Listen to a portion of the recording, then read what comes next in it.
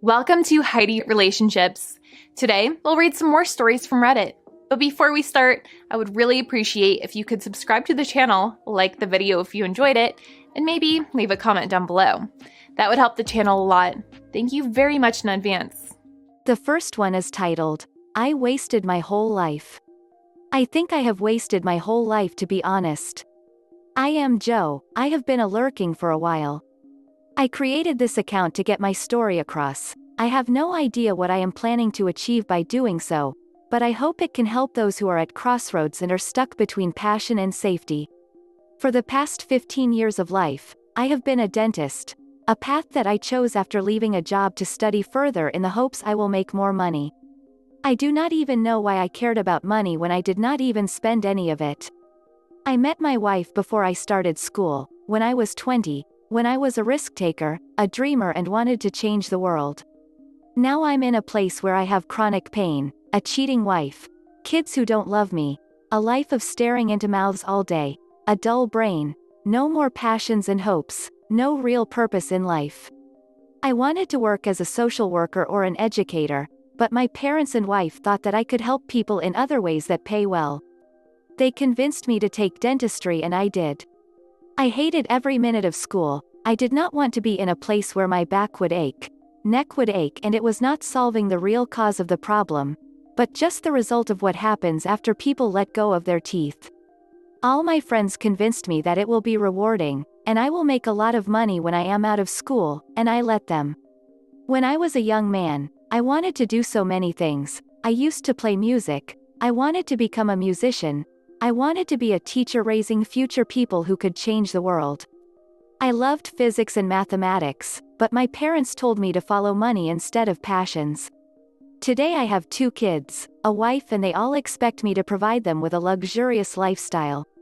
I have never cared for money. The most enjoyable time in my life was when I was sleeping on a futon in a rental running a small business selling jars of jam made with strawberries from a local farm and also working as a tutor for a bunch of spoilt kids. I had very little, but I was happy. I feel like I should have become an educator, business owner instead of taking a career I hate. From the past 15 years, I have developed chronic pain from doing dentistry, gained at least 20 kilos, made $1 million, but for what? I can't even do anything because of chronic back pain. After becoming a dentist, I worked 9 to 4, 5 days a week. I would come back home exhausted, plan my next day, manage the business side of things, have dinner with my kids and wife, sleep and repeat. Have a few weeks here and there as holidays where I would take my family away for a vacation. My kids don't even talk to me anymore. My wife and I have not had intercourse for months and I'm 100% that she's cheating on me with a better-looking man who is older than me. I have seen her phone and confirmed this, but I will not bring it up because I don't have anyone except her left in my life. She has been my only support throughout this, and if she leave, I have nothing left. My kids will probably be split and hate their dad because their mom has raised them. My life feels like a joke. I remember when I was in my 20s, I used to be popular with the girls. I had countless opportunities to go out with girls I found more attractive than my wife, but I didn't because I cared for her. In hindsight, I should have just done what I wanted to. Maybe my wife would still be attracted to me. I would be healthier and fitter.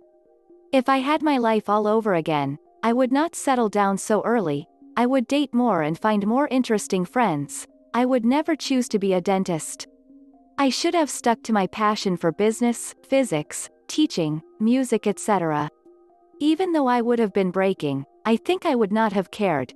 I would wake up every day working towards a better future, work harder because I am not handed money on a silver platter. The list can go on. I feel that it's too late to go back to pursue my passions now. My kids have expectations, my wife has expectations, society thinks that I am useful and important. Sorry if this is a long read, but I just had to say it. I truly have made a joke out of the one life I was given by choosing money, stability, safety, other people's opinions over my real passions. To all the people stuck between money, stability, safety and passions, just chase your passions because the safe path does not guarantee that you'll live a life that was worth living. A user in the comments said, "If it is any consolation, I did the opposite. followed my passion of writing, became somewhat successful journalist and editor, and after 20 years ended up hating writing. So I dropped everything, moved to another city and began a new life at the age of 40. It wasn't a bad move, and I don't regret it, but now I'm grinding 9 to 5 at a dull job for little money and with no real passion left for anything. Afraid of getting old and poor and dying soon. I'm nearly 50 now. Midlife crisis as a witch. Another user said, have you considered therapy? Just for yourself. You could go, talk it all out with the therapist, and maybe you would be more open to making some changes once you've processed all the regret? Possibly involve the fam if they're open to it. It is never too late to do something different, something new. And sometimes, you lose people along the way. But you also gain people. Maybe it's time to open yourself back up to the possibilities in the world.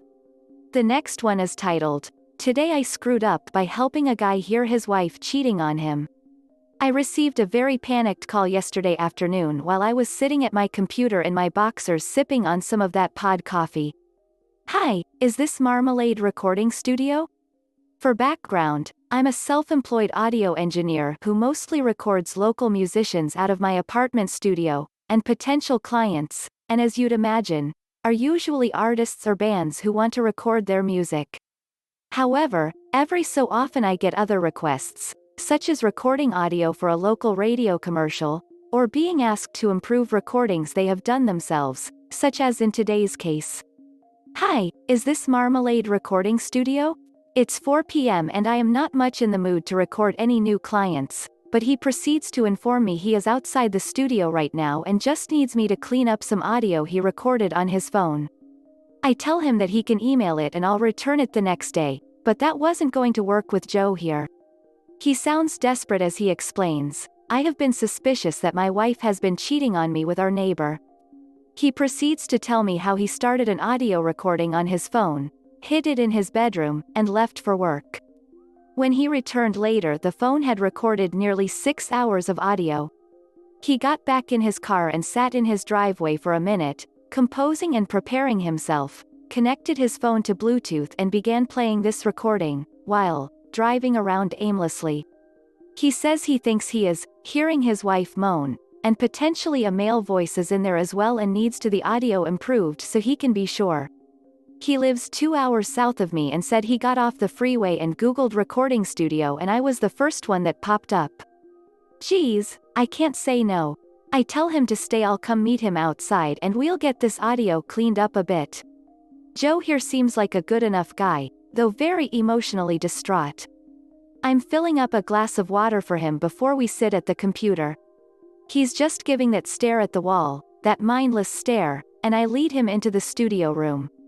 He airdrops me the audio file, and sure enough it's 6 hours long. My immediate thought is I'll clean up the audio and I'll see in the waveform where it get louder. He is just sitting there in disbelief.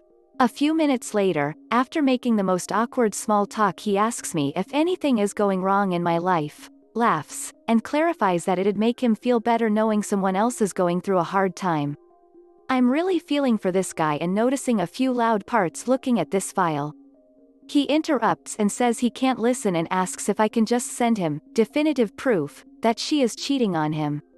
I don't need anything long, just maybe 15 seconds. That's probably all I could bear to hear. I tell him I'll return something tonight and that I won't charge him because, well, how could I? I make myself a drink after he leaves, and I get another phone call. This time from a potential client who wants to discuss recording his band.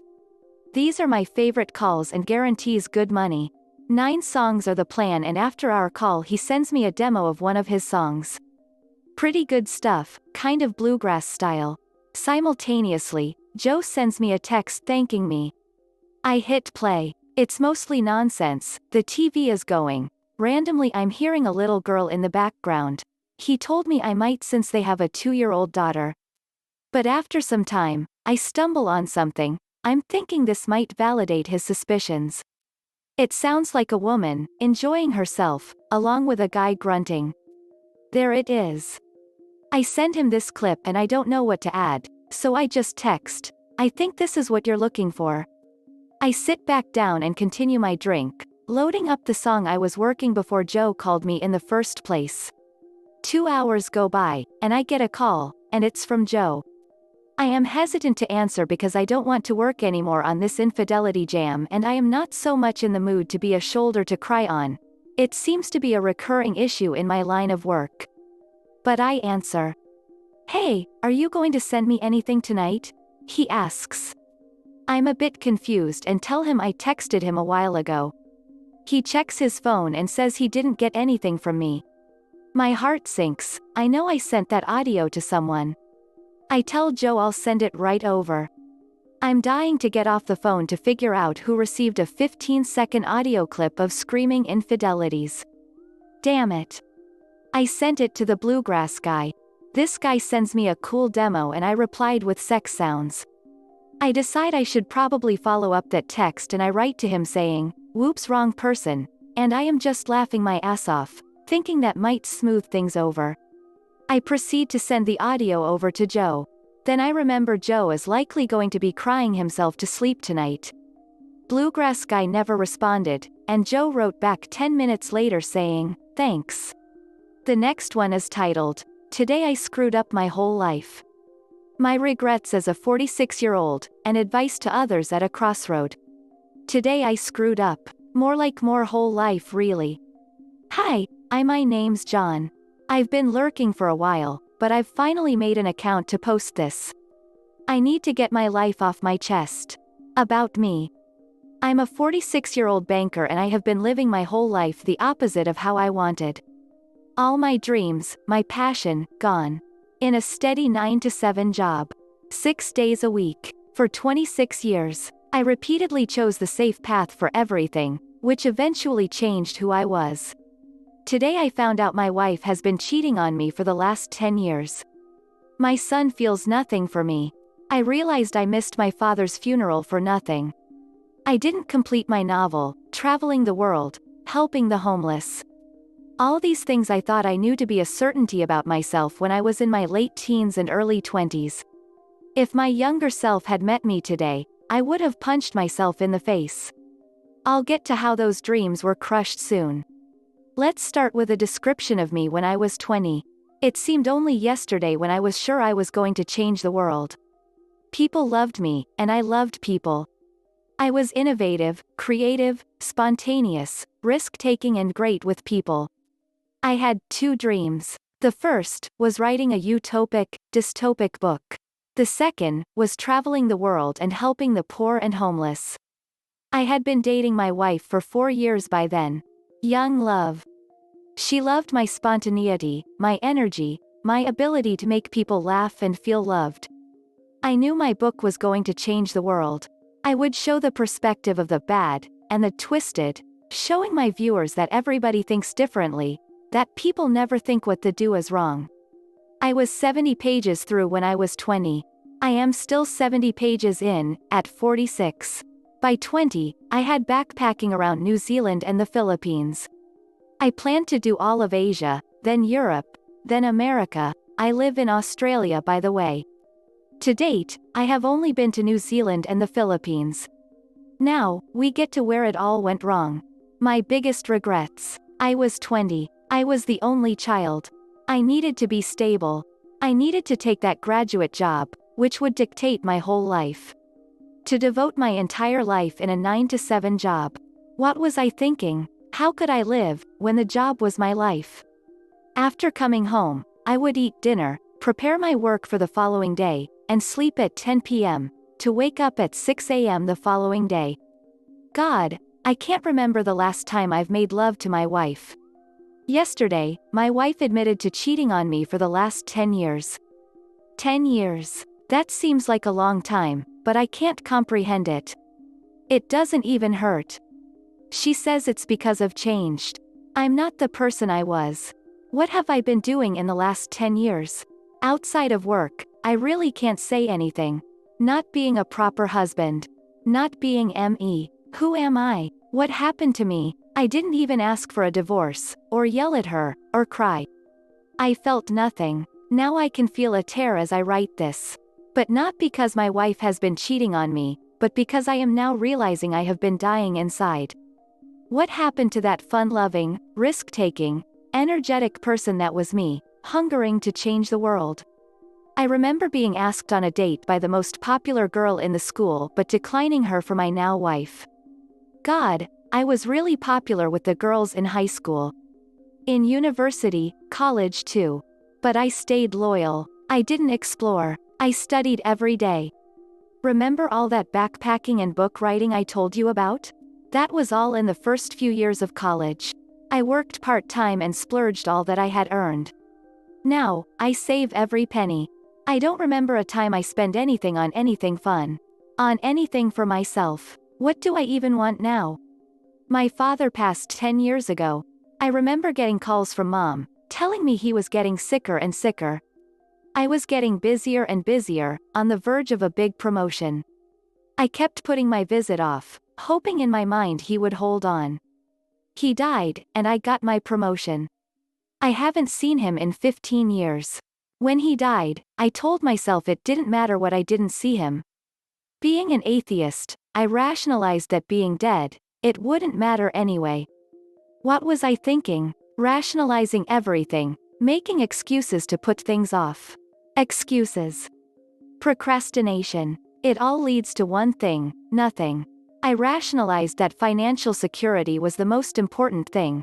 I now know that it definitely is not. I regret doing nothing with my energy, when I had it. My passions. My youth. I regret letting my job take over my life. I regret being an awful husband, a money-making machine. I regret not finishing my novel, not traveling the world. Not being emotionally there for my son. Being a damn emotionless wallet. If you're reading this, and you have a whole life ahead of you, please. Don't procrastinate. Don't leave your dreams for later. Relish in your energy, your passions. Don't stay on the internet with all your spare time, unless your passion needs it. Please, do something with your life while you're young. Do not settle down at 20. Do not forget your friends, your family. Yourself. Do not waste your life. Your ambitions. Like I did mine. Do not be like me. Sorry for the long post, just had to get it out there. Edit. I am quite overwhelmed at the response. Thank you for your time. I had posted on a whim and did not expect the reception. In regard to my post, I must admit I was quite emotional at the time. As I read what I had written earlier, I can't stop myself from noticing an abundance of spelling and grammatical mistakes. Phrases that I would not usually say. I don't think I have used capital locks so much in my life. However, I will not edit them. That would not do it justice. I have read many of the replies and will try my best to answer the reoccurring questions. I will add that the replies have given me a new perspective of life, Reddit and humanity in general. The amount of encouragement and humor persists to amaze me. Despite my situation, I even found myself laughing at a few of the comments. What my plans are. I am planning to cut down my hours substantially. I will take a new job if I have to, as I am relatively well off. I am going to talk to my wife. Divorce is currently not what I have in mind, and I hope that our communication and relationship will improve. If it doesn't, then so be it. We will both move on. I see there are quite a number of negative comments about her. However, I am going to have to say in her defense, she really is a lovely person. She is smart, empathetic and has a great sense of humor. I'm not saying it was okay for her to do what she did, but she's not an evil person. I know that. We were both in the fault. We let communication dwindle, and with it, our relationship. There is so much more to being a head of house than just being able to bring in the money. A steady balance of emotional connection, love and finance is what I will strive to give. My son. I don't know anything about him. I really don't. I have unknowingly distanced myself from him. I only see him around dinner time. I do not recall having a proper conversation with him. It's quite preposterous now that I think about it. I'm not exactly sure how I'll start bonding with him. I have become quite a boring person. However, I plan to change that. I refuse to be a poor role model. I will ensure that he does not make the same mistake I did with my family. I have decided I am going to start watching his basketball games and rugby games on Saturdays. I never have, due to work, but I will ensure that I do. Perhaps I will even play video games with him. There was a time I had a collection of SNES games, and I wasn't half bad either. Who knows, I might really connect with my son, and it seems to be something he enjoys. In regard to the novel and traveling, I admit, I am a different person from my youth. I no longer have the creativity and desire to complete the novel. When I found the long-forgotten 70 pages, the writing was no longer mine. I have changed substantially in 26 years. I am sorry to disappoint as so many of you seemed incredibly keen to read it. However, I am just as excited to read the stories of all of you aspiring writers that have expressed their passion. The traveling, I might still do. Family trips probably, in the school holidays. Maybe with my wife every now and then, if she'd have me. I can't turn back time and see my father for a final time, though my mother is still alive. She lives in London, so visits are quite difficult. However, I will make an effort to see her. I do love my parents. I only wish I had not prioritized them as I did. In regard to the advice I have given, I stand by what I said. Live your life. Do not procrastinate and let lethargy stop you. However, I might add, avoid living in poverty. I have had the good fortune to have had never experienced hunger or homelessness. I would imagine chasing your ambitions and being happy would be considerably more difficult without proper nutrition and living standards. I believe someone mentioned their dream was financial stability. I say, that is just as valiant as any dream to have. We are all different and are missing different things in our lives. Be honest with yourself and you'll know what you really want. I believe there were arguments upon my language and university, college or whatnot. I will clarify that. Although Australians generally call tertiary education, university, here, I have made small efforts to pertain to Americans, as they are the main users, at least I assume. And yes, university, college was free when I attended. I believe Australians now are able to attend them relatively free, up front, and can pay their fees after they graduate. I believe I have covered the general scope of questions. P.S. Thank you for the gold. I do appreciate it, but they aren't of real value to me. Perhaps if Reddit ever includes a re-gifting gold feature, I will gift them to some of the commenters. And yes, please stop sending me gold. I also believe someone tried to even donate to me. I assure you, money is not what I read. Please save it for yourself. I don't think I'll come back to Reddit, unless I hear about a way to re-gift gold. I thank you all for your sympathy, your time, and I wish all the best for those in difficult situations. I have faith in your capacity and ability to change, to become happy, to help yourselves. Because after all, you're the person in the best position to. And no, I am not considering religion, I just do not have the correct mindset. I am logical to the point that I cannot. However, that is not to say religion isn't bad. It gives people the hope and sense after death which I really do envy. Sincerest of regards. John. This is the end of the video. I hope you enjoyed the relationship stories. Please don't forget to subscribe to the channel, like the video and write a comment. I really appreciate your support and it helps my channel so much. Thank you.